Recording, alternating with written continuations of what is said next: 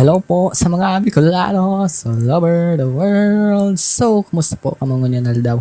Hope okay man po kamo today. And if not, just listen to this episode and hope I make your day happy again. Yan. So, I'm your host for today. My name is Tom Peter Badera Negro and now you're listening to the episode 4 of Kaulay Podcast. Yan. So, before we begin sa pinaka-topic na for this episode, gusto ko lang guys magpasalamat sa mga tao na padagos na nagpapahiling kan support ninda sa podcast na ini, even though nagpupunta na kita sa journey ta sa podcasting. Yan. So, gusto ko nagdagos i-shoutout si Kuya Christian sa threads sa madalas papahiling ang support niya pag-comment sa mga posts ko. Actually, ganoon nga ni conversation yung yan. Tapos, na-suggest niya man na pwede man ganda magkaigwa ng partner sa podcast na ini. Yan, naisip ko pwede man. Kaso, bad ba ko pangunyan? Pag nagra-record kayo guys kang episode is gamit ko lang is cellphone. Tapos, gamit kong app is BandLab. Kaya para ma-edit ko yung recording nini. Pwede ko man siya ma-access sa desktop. Okay? Pero hoping talaga sa susunod, mas magayon talaga kung may ka-partner para hindi lang tayo nag-iisa sa record na kang podcast. Yan. So, ang topic po natin for today is pwede man ipagpadagos ta yung paggamit ng comfort cards. Na-notice ko na mas dakol yung naging listeners ta pun sa episode na ito. Sa episode 3, di ba? Yan.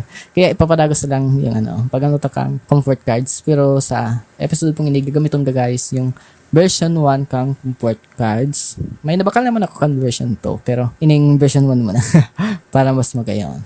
Okay. So, shuffle ta na ang cards. Patalikod. And mapili na kita ng question. Okay.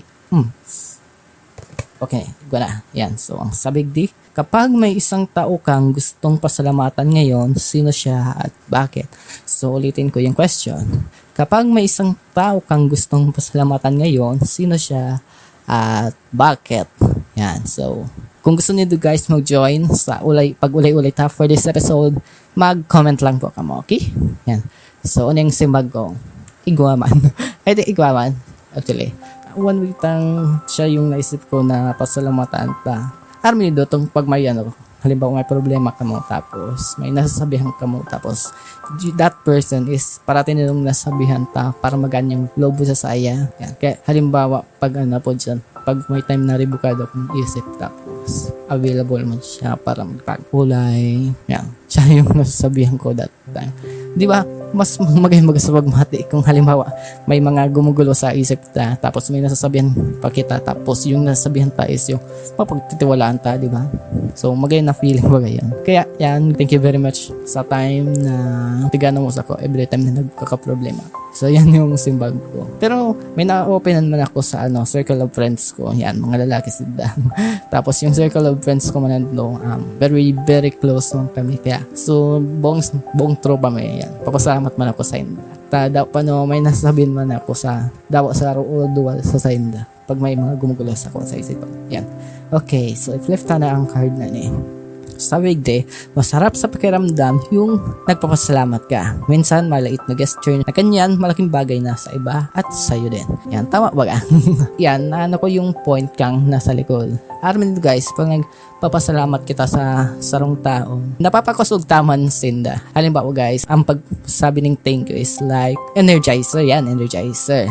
Halimbawa, baga pinapasalamatan kita kan kapwa ta or kan bestie ta nga yan, di ba? At inside garong magayon sa pagmati kung nabuhayan ka. Tapos mafe-feel mo na-appreciate ka ninda, di ba? Yan. Kaya yan, sa hinihingo ko talaga, lalo na sa mga kabisto ko, sa mga best friends ko na magpasalamat sa inda daw sa radit bagay. Kasi aram ko na yung gesture na yan is may malaking impact din yan sa inda. And aram kan sinabig dito sa card, sa sato din. Yan. Kaya just remind guys na if ever na pinahilingan kita ng kabuutan, yan, always say thank you. So, yan yung simbag natin for this episode. Garong madali na. Garong kamangan sa kang episode 3. Yan. Tapos na agad. Joke lang. So, yan lang guys yung napag-ulayan toward this episode and hope may lesson po kamong nakuha daw pa, no? Yan, so thank you guys for listening sa pag-join sa kuya sa uli-uli ta for this episode. Yan.